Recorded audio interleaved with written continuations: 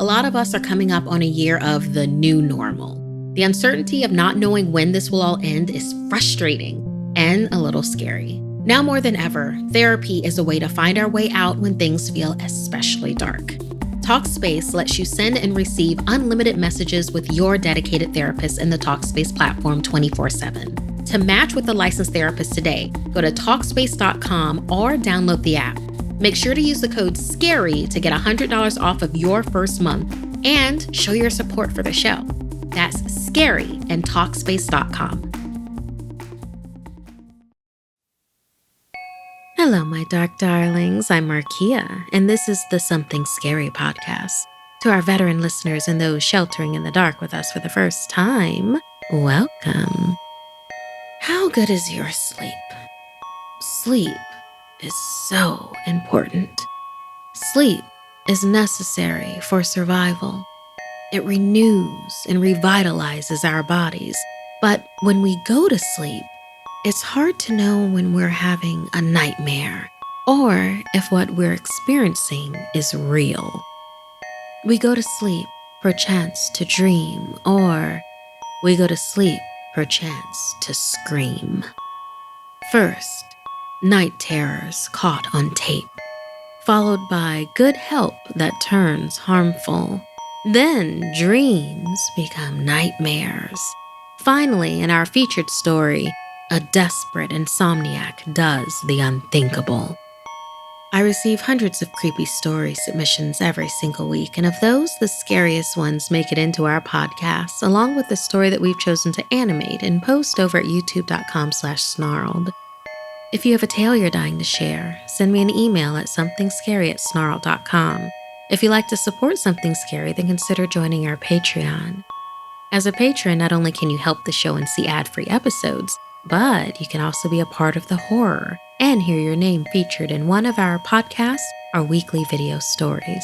Visit patreon.com/snarled. So, want to hear something scary? To sleep, perchance to scream.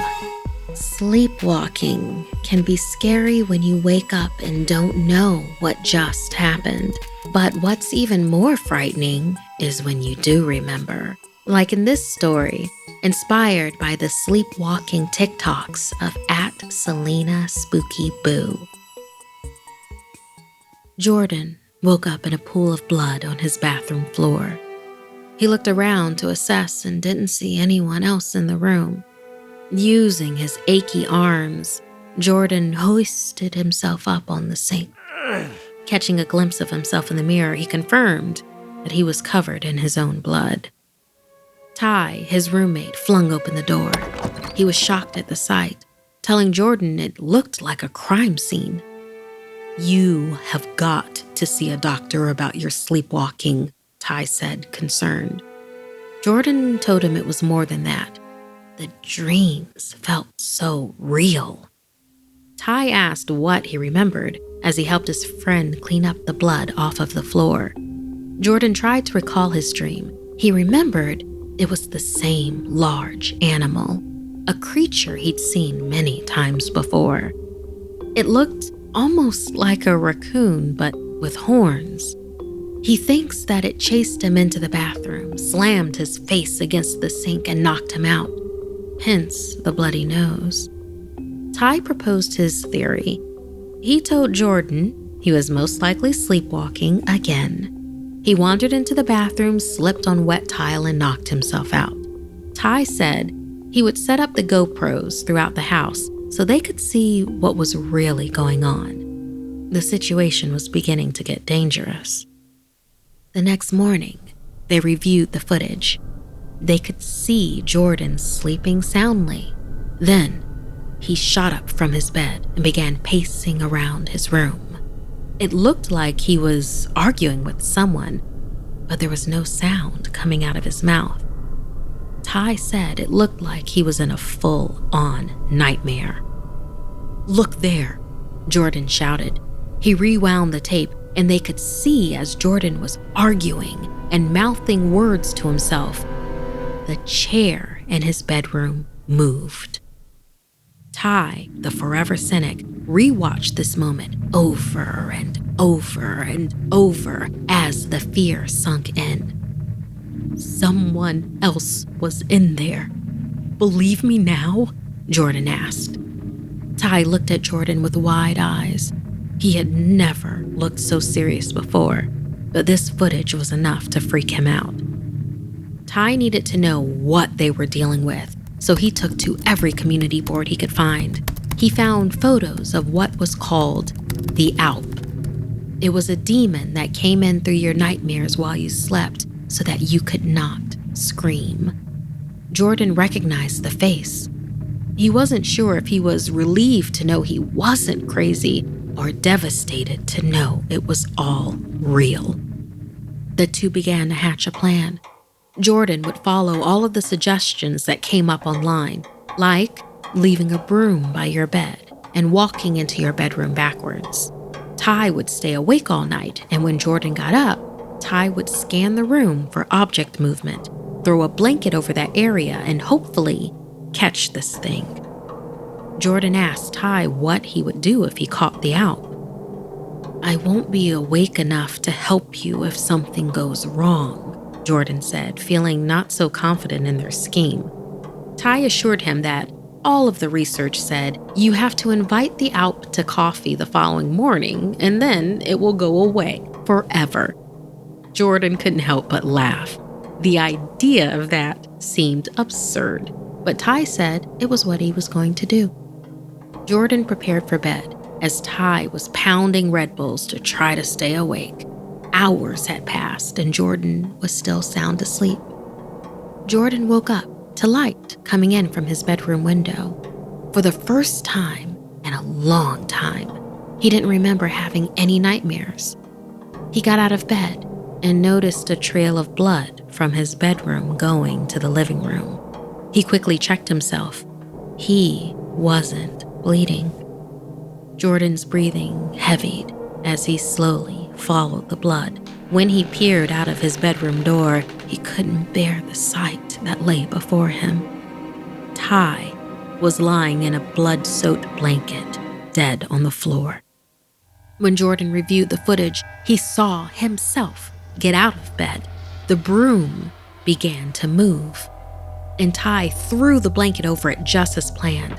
It looked like Ty was wrestling with whatever was under the blanket. He finally got it down on the ground. Then Ty invited it for coffee the next morning. Tears filled Jordan's eyes as he then watched his friend get wrapped up in the blanket and body slammed again and again into the floor until he stopped moving. Jordan wished he could tell his friend he was right. It worked.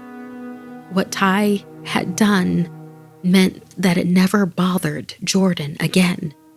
But now, Jordan's sleep would forever be plagued by the grisly scene of his friend on the living room floor. If you haven't seen the sleepwalking TikToks by Selena Spooky Boo, I really heartily recommend it. There is a series of them, and it's definitely worth the time invested. That's Celina, Spooky Boo, BOO. How about you? Would you risk your life to help save your friend? How far would you go for them?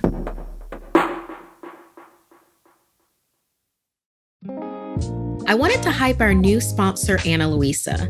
The carefully crafted jewelry at Ana Luisa, that's ANALUISA, is 100% carbon neutral, meaning they offset 100% of their carbon emissions, from sourcing of their raw materials to the disposal of their pieces. Responsible and beautiful. Go to analuisa.com/scary and you'll also be able to get that jewelry 10% off. I'm really looking forward to receiving my Lev necklace. It's a puffed heart 14-karat gold-plated necklace on an elegant linked chain. Stylish and subtle. It'll match with basically everything that I own, even my onesies. Using our code SCARY will save you 10% off. You can sign up for their newsletter or follow their Instagram for frequent updates. Ana Luisa, that's ANALUISA. Providing you with excellent shipping is important to Ana Luisa.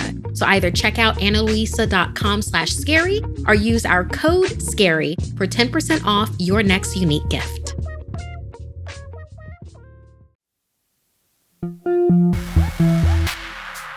Do not mock what you do not understand, or it will lead to your demise. Like in this story, inspired by Hydleen, based on true events. Lisette's mother was a workaholic, so she decided to hire an au pair for some help. Linda was the au pair. She was like a live-in full-time nanny. She was extremely gentle and kind. Lisette was pleased to have her around. The only thing that really annoyed Lisette is that Linda was incredibly superstitious. She would always knock on wood 3 times, never walk under a ladder, and wouldn't let Lisette play with her Ouija board anymore. Every night before bed, Linda could be heard chanting something over and over again. The chanting would typically stop around midnight. When Lisette was still awake, she would giggle herself silly. She found the noises Linda would make to be hilarious. When Linda would catch her laughing, she would scold her and say, "She will come. You should be chanting with me, or she will never leave you alone." She? Lisette would always wonder to herself, still trying not to laugh.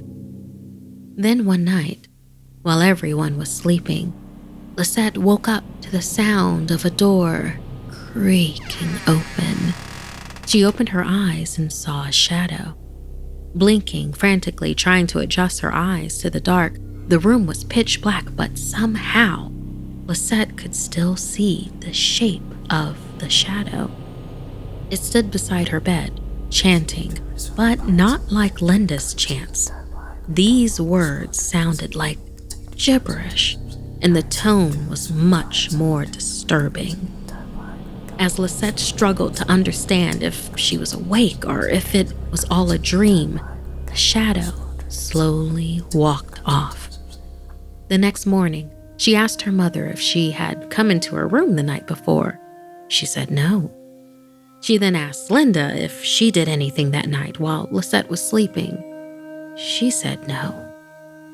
Lisette determined it must have been all a dream. The next night, she was woken up all of a sudden by thirst. She made her way to the kitchen and saw her mother laying on the kitchen table. Her head was down and her hair covered her face. She must have been working late and just fell asleep. It seemed like she was in a deep sleep. Lisette tiptoed around her, filled up her water glass, and walked back to bed. As Lisette returned to her room, a hard knock on the window gave her a fright. She dropped her glass of water and it shattered on the floor beside her bed. In the moonlight, she could see her mother. That's impossible, she thought. She had just seen her in the kitchen. "Let me in," her mother said. "Let me in," she repeated over and over again until she was shrieking her words. The sound filled the entire house. Lisette ran to go get Linda and winced as the broken glass crushed between her toes. She looked back quickly and didn't see her mother, but felt heavy breathing and a chill in the air. As she made her way down the hall, Linda was already running towards her. "Come, my child. We cannot let her in," she cried. Linda pulled Lisette behind her, planted her feet firmly on the ground, and with her palms facing upwards, Linda began to chant. Lisette could feel the chill getting closer and closer. Lisette curled up in a ball at Linda's feet and held onto her legs. She squeezed her eyes tight, so tight her vision became blurry. She slowly fell backwards, and as soon as her back came into contact with the floor, she woke up. Lisette was panting and fearful. She looked around and realized it was all just a terrible nightmare. She sighed with relief and stepped out of bed. She flinched in pain. She sat on her bed and noticed a small cut on the bottom of her foot. When confronted, Linda swore she had no idea what Lisette was talking about. But after that night, Lisette never made fun of Linda's superstitions ever again. She even, from time to time, joined Linda in her chanting. Thank you so much, Hydleen, for inspiring this tale. So, do you believe in protection spells and chanting? I know I definitely do. Have you ever experienced it working? Have you ever felt something that felt like it had you in its targets go away, look the other way, or even get pushed away by some protection spell or chant or crystal or something along those lines that you believe in and do? Tell us your experience at SomethingScary@snarled.com.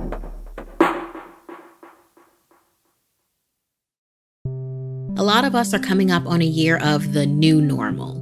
The uncertainty of not knowing when this will all end is frustrating and a little scary. I'm right there with you. I miss karaoke with my friends and seeing family whenever I want. Now more than ever, therapy is a way to find our way out when things feel especially dark. Just talking through my fears and anxiety makes me breathe easier and feel hope again. Talkspace lets you send and receive unlimited messages with your dedicated therapist in the Talkspace platform 24/7. With Talkspace, you set goals and your therapist helps to make sure that you're really progressing. Therapy can really help you shift your POV and find tools to cope in difficult times. As a listener of this podcast, you'll get $100 off of your first month with Talkspace. To match with a licensed therapist today, go to Talkspace.com or download the app. Make sure to use the code SCARY to get $100 off of your first month and show your support for the show. That's SCARY and Talkspace.com.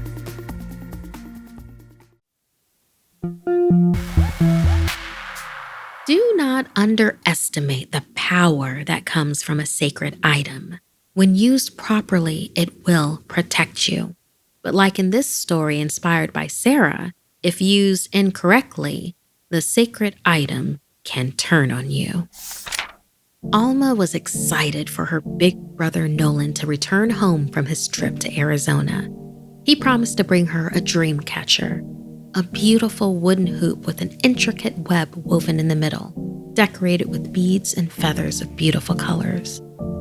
On the card with the gift, it said that the webs were originally made from actual spider webs, and so were mythically connected to spiders. Dream catchers and other like protective fetishes were found in many indigenous cultures.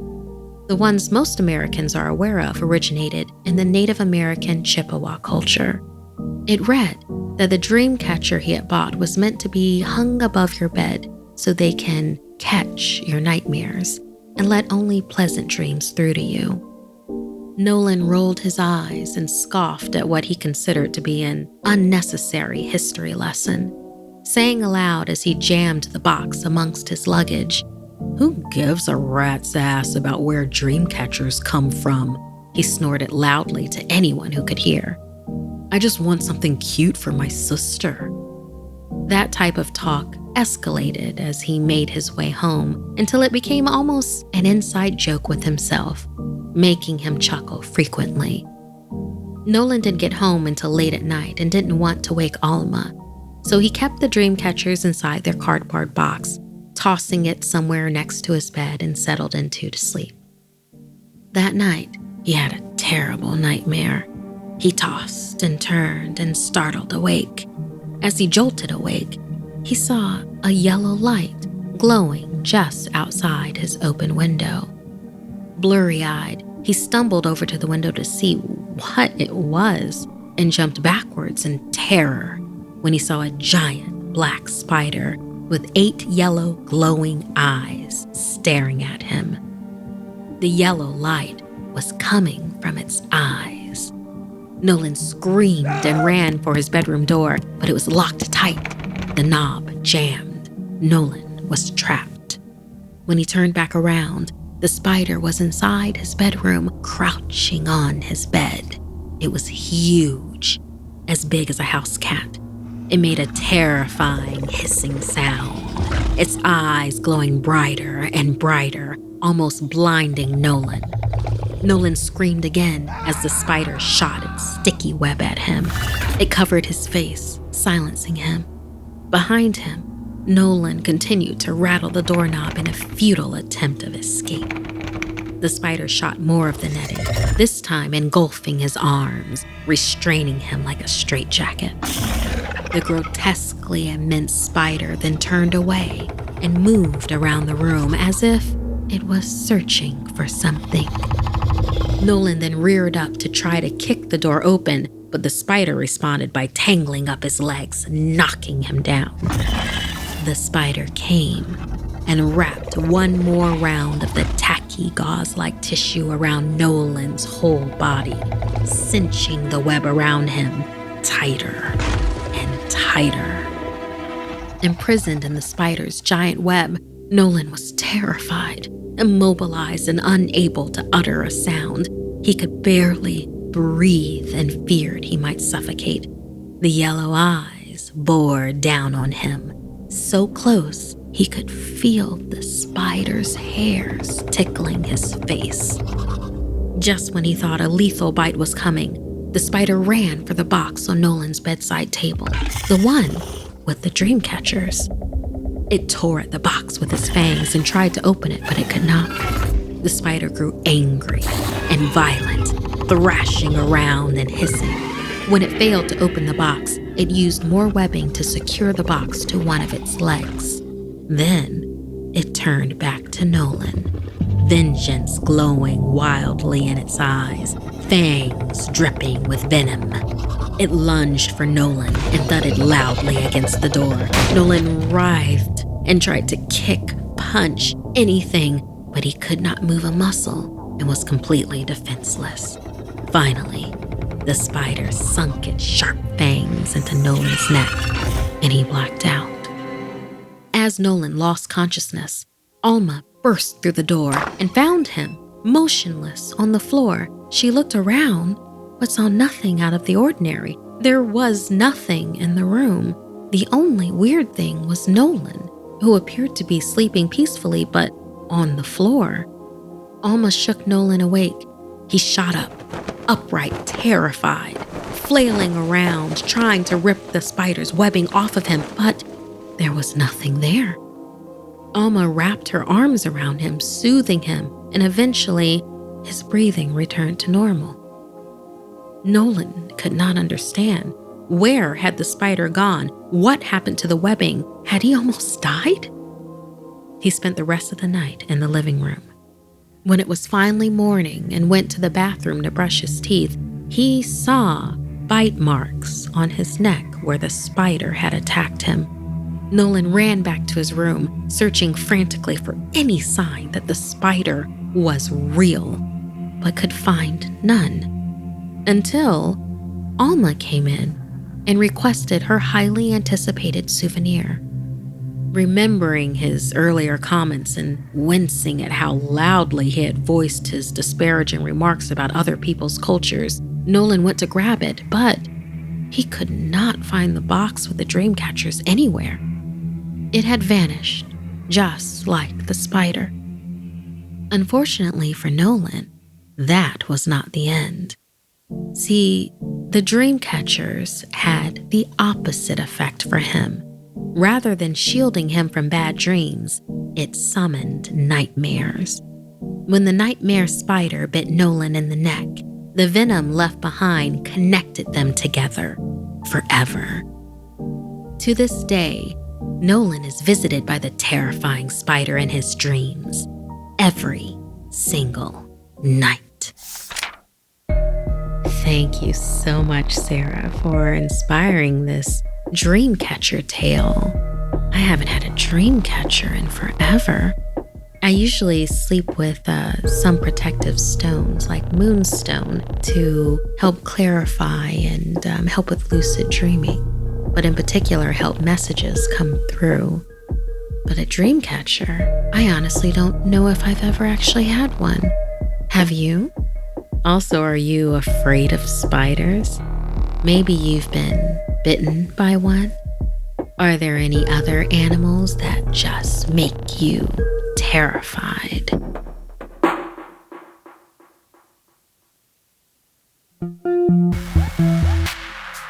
There's nothing more important than getting enough sleep. After a few sleepless nights, we quickly become desperate for the one thing we can't have, and that desperation can lead us to do unspeakable things to get what we need. Ailani loved her new place on the Big Island in Hawaii. The rent was cheap and it was an amazing location. There was only one real problem. Her roommate, Maya, was a loud insomniac. At first, Ailani was able to ignore Maya's late-night activity, but with each passing night, it got worse. All the lights outside Ailani's room were always on, and Maya seemed to make strange noises through the apartment all night long. Ailani found herself getting less and less sleep each night, and finally, she confronted Maya about it. She thought it was possible that Maya simply didn't realize how much noise she made at night. Maya signed an apology and promised to keep it down, but that night, it was the worst so far. The constant whisking noises and loud stomping, and occasionally Maya raising her voice as well. The only thing Ailani could make out when she did was Maya bursting out in frustration. "I said I'd get it done, I promise. Just don't do anything crazy." The next day, Ailani confronted Maya once again and threatened to move out. She needed her sleep more than anything else. Maya begged her not to leave and offered a solution. "Why don't you take over the master bedroom? It's much quieter in that room, I promise," Maya signed. "I'll even give it to you for the same rent." She also wrote out their agreement on paper as well.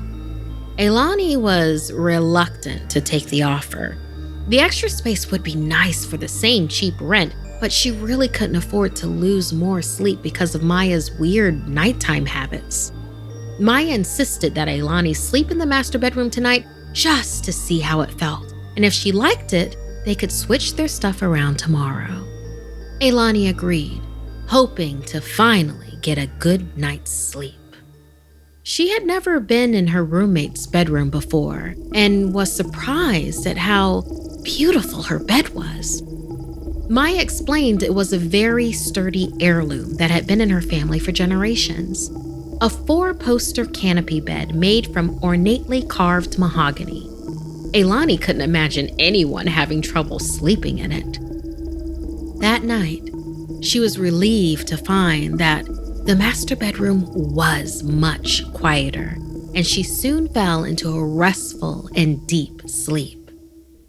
She wasn't sure how long she'd been out when she once again heard that same loud and repetitive brushing sound. To her, it sounded almost like a loud mix of teeth brushing noises with clicking and broom sweeping. It was insidious, invasive. Ailani was furious. Just as she was about to get out of bed and give Maya a piece of her mind, she realized something terrifying. The sounds were coming from under the bed. Ailani froze. Something was in the room with her. She called out to Maya, hoping this was some weird prank, but there was only more skittering and an unsettling clicking sound. In a panic, she reached for her phone, but it wasn't there. Only the cable she had used to charge it. Suddenly, there was tugging on the bedspread. Whatever was moving on the floor was crawling onto the bed. A head poked over the foot of the bed, and for a moment, Ailani thought it was a cat and breathed a sigh of relief. But as more and more and even more of the creature made its way onto, alongside, and above the bed, the moonlight from the window revealed it fully. It was the biggest bug Ailani had ever seen. She backpedaled up to the head of the bed as the gigantic centipede-like creature slithered towards her and clicked with its giant pincers. Terrified, Elani glanced over the edge of the bed, and the insect's body coiled everywhere around the floor. Adrenaline spiking, she sprang up and tried to leap from the bed to the door. While she was in midair, whip quick, the creature lunged and wrapped its endless body around her, savagely digging its pincers into her flesh. It let out an insectoid screech as Elani let out a blood-curdling scream. Maya felt the vibrations of Elani's screams on the other side of the bedroom door. This offering would keep the Ancient One her family line were caretakers for at bay. Otherwise, the giant insect horror would hunt, reproduce with the smaller yet equally dangerous of its kind, and then there would be slaughter. But for now, the ancient centipede would rest again. It should be sated for months this time. Maya breathed a sigh of relief. Finally, she could get a good night's sleep.